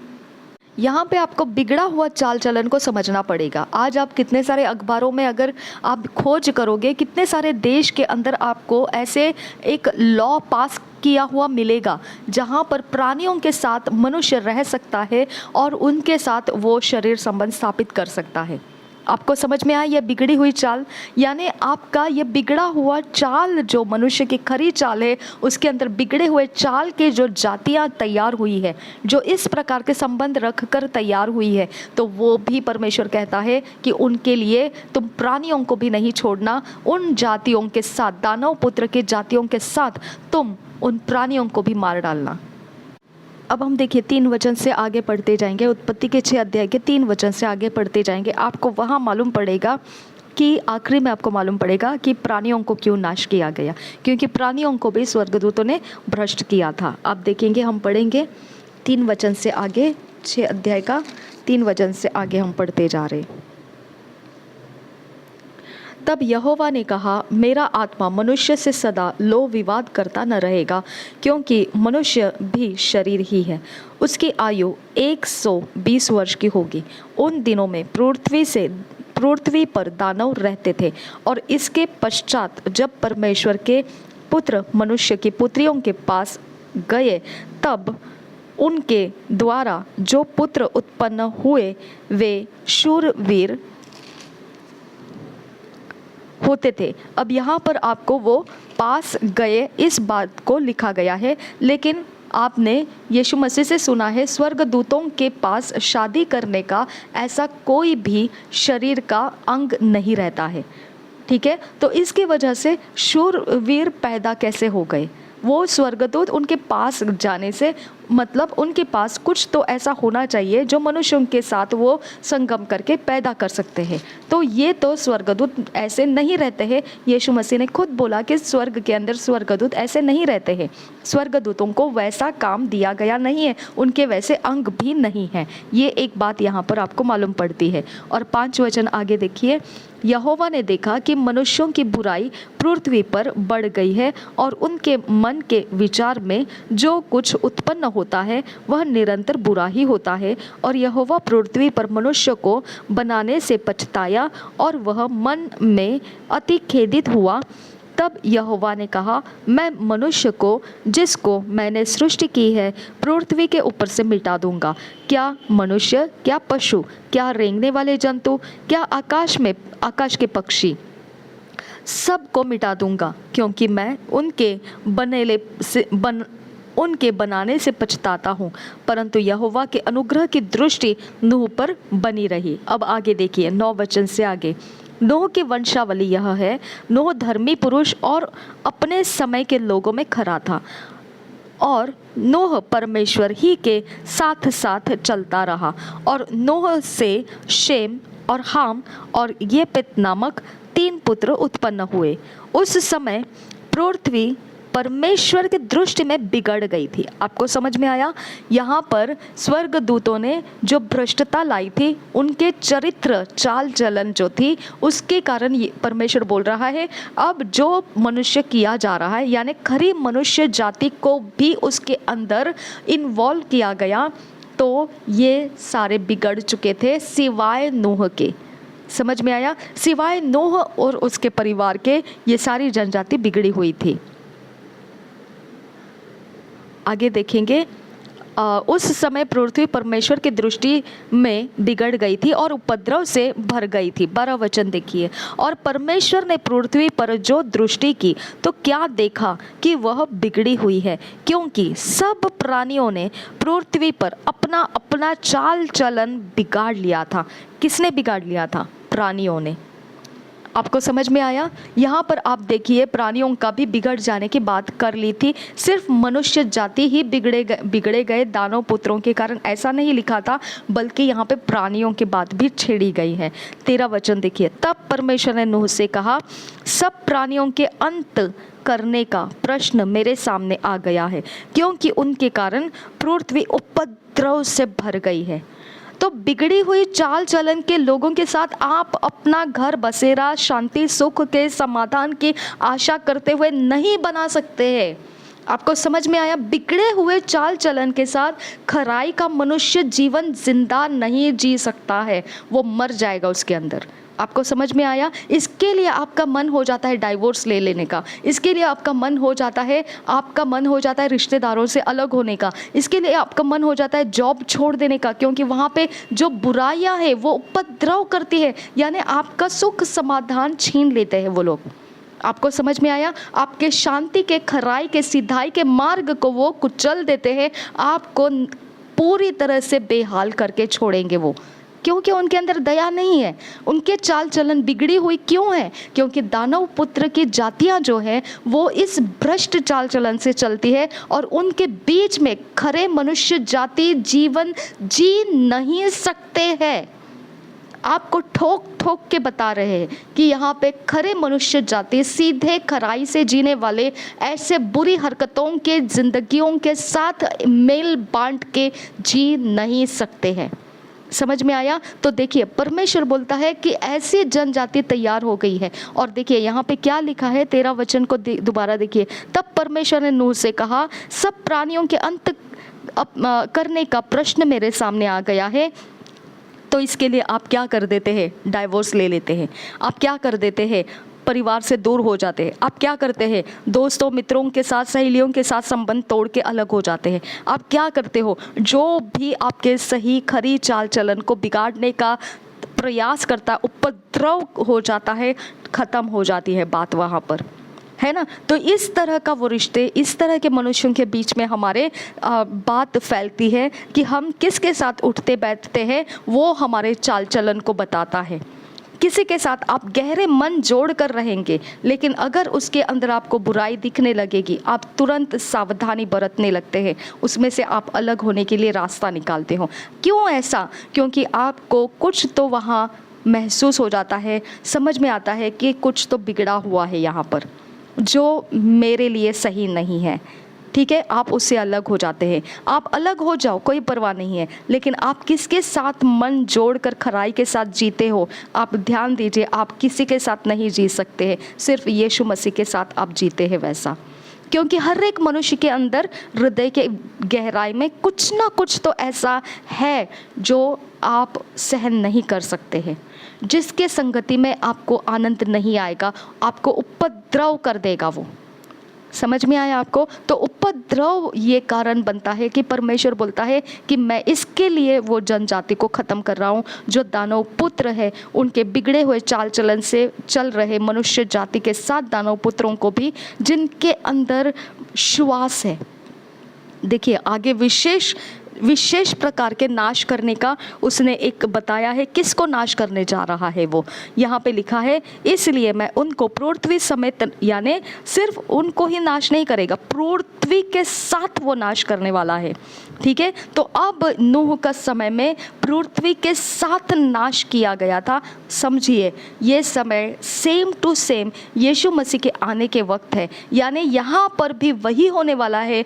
दानव पुत्र और मनुष्य जाति जो दानव पुत्रों के संगति के बिगड़े हुए चाल चलन में बने रहना चाहते हैं, वो लोग ये इकट्ठे नाश तो किए जाएंगे, प्राणी नाश किए जाएंगे, साथ में पृथ्वी का भी नाश निश्चित है, क्योंकि ये नूह के समय किया गया था। समझ में आया आपको? तो अब आपको आगे देखिए वचन क्या कह रहा है। आगे कह रहा है, इसलिए तो गोपेर, 14 वचन, इसलिए तो गोपेर वृक्ष की लकड़ी का एक जहाज बना ले, उसमें कोठरियाँ बनाना और भीतर बाहर उस पर राल लगाना, इस ढंग से तो उसको बनाना, जहाज की लंबाई, ये सब उसके अंदर दिया गया है। और एक बात आपको वहाँ पर देखने को मिलेगा कि उसने नूह को कहा कि मैं तेरे पुत्रों के साथ वाचा बांधने वाला हूँ। देखिए 18 वचन में आपको देखने को मिलेगा। आप आगे पढ़ते जाते हैं, देखते हैं उसके अंदर क्या लिखा है। चौड़ाई 50 हाथ और ऊंचाई 30 हाथ की हो, जहाज में एक खिड़की बनाना और उसके एक हाथ ऊपर से उसकी छत बनाना, और जहाज की एक द्वार रखना, और जहाज में पहला, दूसरा, तीसरा खंड बनाना। और सुन, मैं आप पृथ्वी पर जल प्रलय करके सब प्राणियों को जिनमें जीवन का प्राण है, और उनकी जगह बताई है, कहाँ के प्राणी है वो। ठीक है, यानी आपको प्राणी भी मार डाला जाएगा। ये कारण आपको पता चलता है, दानवों ने उन प्राणियों को भी बख्शा नहीं है, भ्रष्ट कर दिया है, उनके चाल चलन को भी भ्रष्ट कर दिया है। ठीक है, यहाँ पे देखिए, आकाश के नीचे से भ्रष्ट नष्ट करने पर हूँ, और सब जो पृथ्वी पर है मर जाएंगे। नूह के समय ये किया गया था। उसने बोला प्राणियों के समेत नाश करने वाला हूँ पृथ्वी को। उसने बोला आकाश के नीचे जो प्राणी है सबको नाश करने वाला हूँ, जिनमें जीवन का प्राण है। ठीक है, उसके बाद उसने क्या बोला? सब जो पृथ्वी पर है वह भी मर जाएंगे। समझ में आया आपको? ये सेम थिंग नूह का समय अब आज मौजूद है, ये सब कुछ होने वाला है। तो यहाँ पे आपको समझ में आता है नूह के समय में क्या क्या हो रहा था। ये बिल्कुल वही बातें अब हमारे इस समय होने जा रहा है, क्योंकि ये यीशु मसीह के आगमन के बारे में यही समय आएगा, ये बोला गया है। ठीक है। और देखिए यहाँ पे क्या लिखा है, जो आकाश के नीचे से नष्ट करने पर हूँ और सब जो पृथ्वी पर है मर जाएंगे। 18 वचन देखिए, परंतु तेरे संग मैं वाचा बांधता हूँ, इसलिए तू अपने पुत्र, स्त्री और बहुओं समेत जहाज में प्रवेश करना। तो यहाँ पे परमेश्वर ने नूह के यानी मनुष्य की खरी जाति जो है वो नाश नहीं होगी, दानव जाति जो है वो नाश होगी। आपका पश्चाताप करना और मन फिराना और परमेश्वर की तरफ आना आपको नाश से बचाता है। समझ में आया? आप जितना भी जो कुछ भी है आपको महसूस हो जाता है पश्चाताप करने का समय है, आप पश्चाताप कीजिए, लेकिन दोबारा उसके अंदर मत जाइए, क्योंकि परमेश्वर आपके ऊपर दया करता है, क्योंकि वो दानव पुत्रों में आपकी गिनती नहीं करना चाहता है। आप खरे मनुष्य जाति है, तभी आपको पश्चाताप का हृदय मिलता है, दानव जातियों को नहीं मिलता है। समझ में आया? तो ये एक साधारण बात नहीं है पश्चाताप करना, ये एक बहुत गहरी बात है। इसको आप इतना ज़्यादा महत्व देना है कि आपको अच्छे से जिम्मेदारी उठाना है। एक बार पश्चाताप करके जो रास्ता आप छोड़ रहे हो दोबारा उसको नहीं पकड़ना, उसकी मेहनत आपके ऊपर है, आपने वो मेहनत बनाए रखना है। वो मेहनती काम है, ठीक है, वो मेहनती काम है, और उन बातों में दोबारा नहीं जाना है। तो उस संगति के साथ भी नहीं रहना है जो उस प्रकार के आदतों में आपको दोबारा डाल देंगे, जो भ्रष्ट आदतें हैं, जो बिगड़े हुए चाल चलन है, उस आदतों में आपको दोबारा डाल देंगे। ऐसे प्रकार के अवस्थाओं के अंदर दोबारा अपने आप को जाने भी मत देना। उसके अंदर आपका कुछ भी मन फंसा हुआ है तो उसके लिए आपको मर जाना है, उसके बिना ज़िंदगी जीने के लिए आपके अंदर हौसला होना चाहिए। लेकिन आपको बिगड़े हुए चाल चलन में दोबारा पलटकर नहीं जाने का, जिम्मेदारी के साथ आपका अपना काम करना है, क्योंकि परमेश्वर आपको खरा मनुष्य जानता है, इसकी वजह से आपको वो पश्चाताप हृदय दे रहा है। ये बहुत साधारण बात नहीं है, आपको ध्यान रखना है इस बात का। और देखिए उस खरी मनुष्य जाति के साथ उसने क्या किया, उसके परिवार और उसके जनरेशन के साथ उसने वाचा बांधा, उसके पुत्रों के साथ और नूह के साथ उसने वाचा बांधा। तो हम खरे मनुष्य के लिए परमेश्वर के पास बहुत कुछ है, लेकिन अगर हमने पश्चाताप को बनाए रखा, खरी मनुष्य जाति के चाल चलन में हमने अपने आप को थामे रखा, पकड़े रखा, हम दानव जातियों के भ्रष्ट व्यवहार में, बिगड़े हुए चाल में नहीं गए, तो जीत जाएंगे हम। प्रभु यीशु मसीह हम सबके साथ बना रहे। इसके आगे का मैं आपको अगला रिकॉर्डिंग देती हूँ। ये पार्ट 2 अभी भी चल रहा है, इसके बाद इसके आगे का कंटिन्यू करती हूँ। थैंक यू जीसस, धन्यवाद आपके पश्चाताप हृदय देने के लिए। हम इस पश्चाताप हृदय को संभाल कर रखने के लिए सहायता कीजिए, और इसको लगने वाली कीमत भी हम चुकाते रहे, चाहे हमें कुछ भी छोड़ना पड़े खुदा, हम उसके लिए परमेश्वर तेरे ऊपर निर्भर हो जाएंगे, लेकिन उन बातों के अंदर अपना मन नहीं रखेंगे जो हमें तुझसे अलग करते हैं। धन्यवाद प्रभु यीशु मसीह, खरी मनुष्य जाति, खरा जो तू चाहता है वो केवल तुझ में चरित्र वो है, और तुझे देखकर, तेरे चरित्र को सीखकर हम परमेश्वर तेरे समान बनना चाहते हैं। यीशु मसीह हम तुझ में बदल जाना चाहते हैं, हम तुझ जैसा बनना चाहते हैं, हमारा चरित्र हम तुझ जैसा बनाना चाहते। हमारी मदद करो परमेश्वर, और उसमें हमें बने रहने का हियाव दीजिए, हिम्मत दीजिए, और उसको बिगाड़ने के लिए जो कुछ भी चैलेंज चुनौतियां हमारा सामना करेगी उसको तू सामना करना और हमसे उसे अलग कर देना। नासरी यीशु मसीह के नाम में सारी विनती प्रार्थना करते हैं, सुन और कबूल कर पिता। आमीन आमीन आमीन।